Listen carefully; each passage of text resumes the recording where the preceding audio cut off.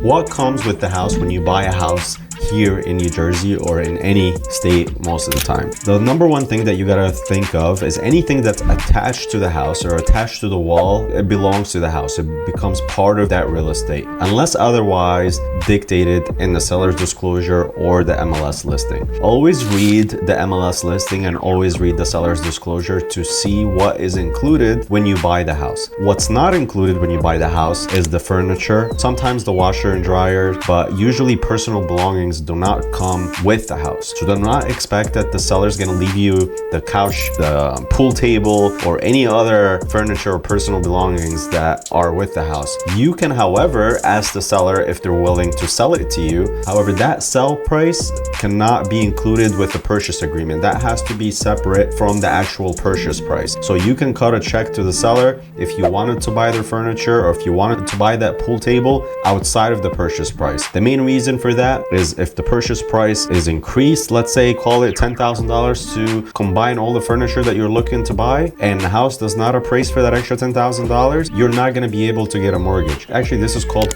mortgage fraud, because the mortgage and the loan that you're getting is only applied to purchasing real estate. You cannot use it to buy any other personal belongings that comes with the house. I hope this helps.